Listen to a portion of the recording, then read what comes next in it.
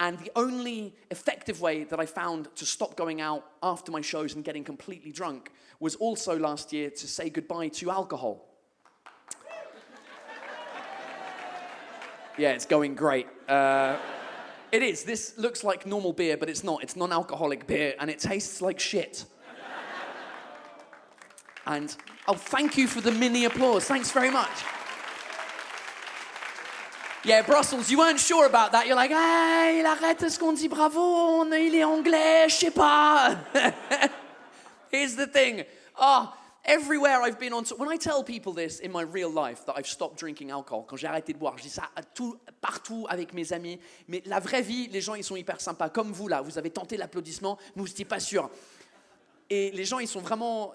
Mais à chaque fois que je fais le spectacle, tous les soirs, il y a un peu une hésitation. Ça passe...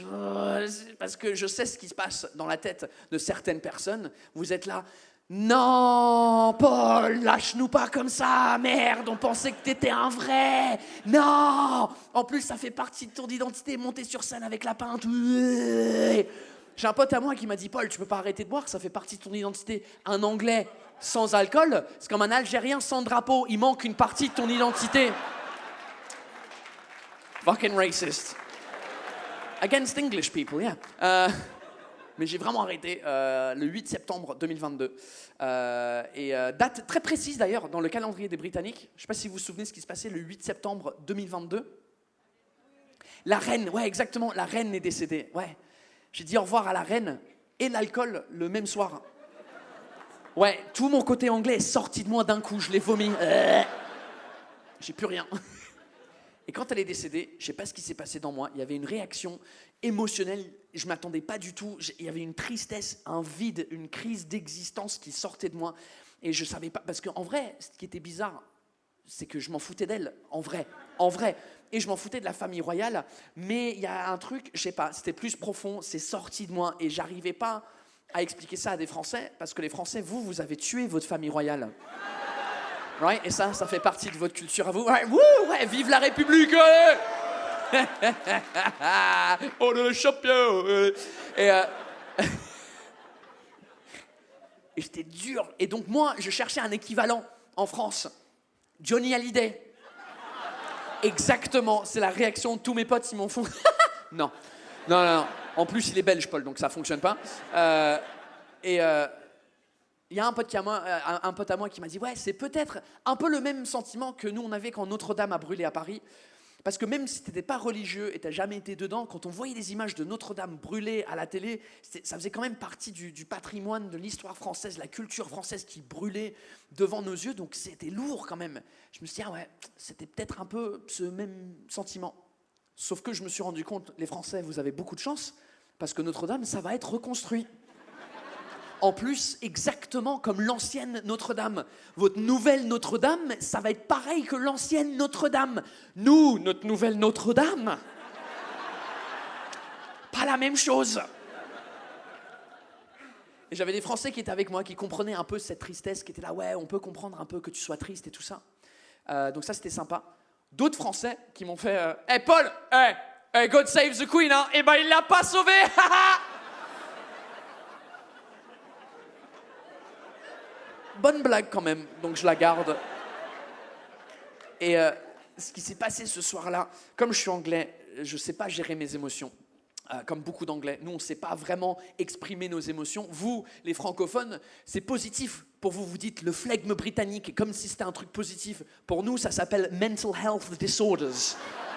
Because we don't show our emotions, we don't know how to. So that evening, I got completely drunk with my Scottish manager, Adam. I went to his house, we finished the alcohol in his place. Him, being Scottish, was like, finally, she's fucking dead! And I was sad. So the mix of emotions was very similar to the mix of alcohol. Dangerous as fuck. And I got so drunk, I had one of the worst hangovers in my life, where the next day, I spent the entire day vomiting, the whole day, until like 7 p.m. Every 10 minutes, it would just...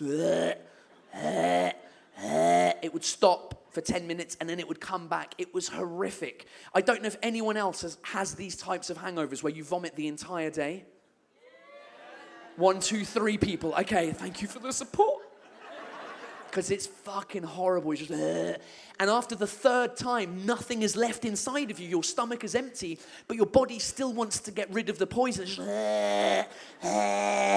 for the six-pack, it's unbelievable. But for the general health, it's horrific, and it was just too much. It was one time too many, because it must have happened about 30 times in my life, this hangover. And I don't know if that's too much. Yes, it is.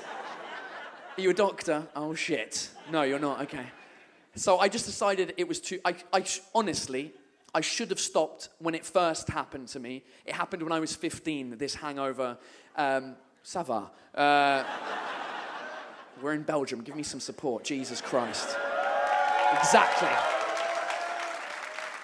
I was 15, and at the time I lived in Madrid, in Spain, and my best friend at the time was called Stanislav Golodiet, where il était russe. And he was also Russian to drink. Hey, there it is. It's back. Ah, on apprend l'anglais quand même, hein? And one day we're drinking alcohol, and he just looks at me and he goes, Paul, you drink like pussy. I drink vodka like you drink beer, watch. And he took a pint of vodka and he just went, ah. Yeah, and I went, oh, okay. I guess I'll do the same thing then. Because I don't want to be pussy. And so I did this, and for the first time in my life, I have this violent hangover where I'm vomiting the entire day. Except I have to get a bus home at some point, so I'm vomiting in the bus, but in my mouth, and then swallowing it back down. Because I'm a gentleman, okay? I didn't want anyone else to be disturbed by my vomiting. I should have stopped then, that should have been the end. But like an idiot, I carried on for 20 more years having these horrific hangovers. I ended up in hospital one time because of this, because I was vomiting blood the next day, and I typed into Google, what happens when you're vomiting blood, and you're gonna die, is the answer to that search. So I had to go to the hospital to get tests done on me. Luckily, there was nothing serious. But if you end up in hospital because you're hungover, you shouldn't be alive. Like, this is horrific behavior. What am I doing with my life? I almost lost my previous job because of alcohol as well. My previous job, I used to work for Apple. I used to be a training instructor. I used to do training sessions for Apple employees, new employees. And I found myself in Valencia in Spain. Maybe it's Spain that's my problem, and maybe it's not alcohol.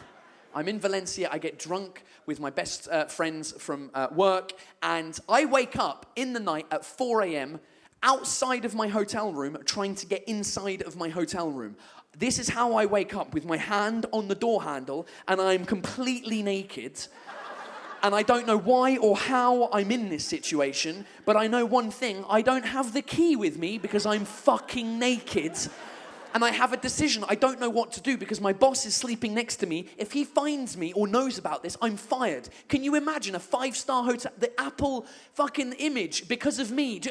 So I have to go down to the reception of the 5-star hotel and be like, hola, lo siento, he dejado mi llave en la habitación. No sé qué pasó, no sé qué pasó. Yeah, he didn't laugh.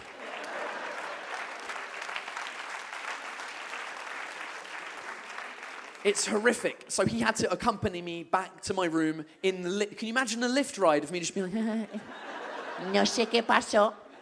But shh, don't tell the person in room 503, please. I have no idea what happened. The only thing that I can think of what pasó was in the night I wanted to go piss or vomit, and it was in my sleep, and I thought I opened the door of the toilet, and when it slammed shut, I went, oh shit, that wasn't the right door. It's ridiculous. C'est con. Il fallait que j'arrête. J'en pouvais plus de me comporter comme ça. C'est horrible. C'est horrible. Et je me suis rendu compte que j'ai un problème, c'est que le vomissement, le lendemain, tout le temps, à chaque fois. Et je pensais que c'était un peu normal. Mais ma femme, non, c'est pas... Parce qu'elle, elle est normale. Elle vomit le soir même. Et qu'est-ce qu'elle vomit? Oh mon Dieu! Un 14 juillet, j'invite mon meilleur pote pour venir à Paris fêter ça avec nous. 14 juillet, Paris, feu d'artifice, Tour Eiffel. On commence à boire à midi ce jour-là et on continue jusqu'à 5 heures. Ça va, à midi, non? J'ai entendu, oh, ouais. On est anglais, fuck off. On continue jusqu'à 5 heures du matin. Moi, j'avais quand même arrêté à minuit. Moi, j'avais arrêté à minuit quand même parce que comme je conduisais et je suis responsable... Ouais, suis pas sûr que ça mérite l'applaudissement, mais... On rentre à la maison, moi je conduis, il y a mon meilleur pote à côté, ma femme elle est derrière. C'est une Ford Ka avec 2 portes et 2 fenêtres. Ouais. On arrive à 1 kilomètre de chez nous, ma femme elle fait chérie s'il te plaît arrête la voiture parce que là je suis vraiment désolé. And I'm like oh Jesus get out of the car. Elle sort et elle fait non ça va. J'avais juste besoin d'un peu d'air, merci beaucoup. On re-rentre dans la voiture, 500 mètres plus tard, ça recommence à faire non chérie, vraiment là, ça remonte, s'il te plaît, arrête, parce que là, I'm like, Jesus Christ, we're almost home, the door is there, can you not just wait? Too late. Rah. Elle vomit sur moi, rah. Mon meilleur pote, la boîte à vitesse, rah, rah. Oh là là, gaga, oh là là. À ce moment-là, la voiture, elle pue le vomi. Ça lance mon pote, lui. Lui, il dégueule partout aussi. La voiture, elle est dans un état. Nous, on pue le vomi. On rentre à la maison, on ouvre la porte. Le chat, il nous regarde, il fait... C'est pas bon. C'est pas bon, l'alcool. C'est pas bon. Mais... En vrai, avec ma femme, on a besoin tous les deux d'un peu d'alcool dans nous pour qu'il y ait un truc un petit peu intéressant qui se passe. Parce que moi, je suis trop anglais, je suis trop timide, je suis trop malaisant. Elle est timide. Et moi, je sais pas, en temps normal, comment demander. I'm like, oh, hello, darling, would you like some sex tonight? Is that at all possible? And I'm so sorry to bother you. And I know you've got other things to do, but I'm quite horny. Is this turning you on by any chance? Ouais, j'ai arrêté de boire le 8 septembre 2022.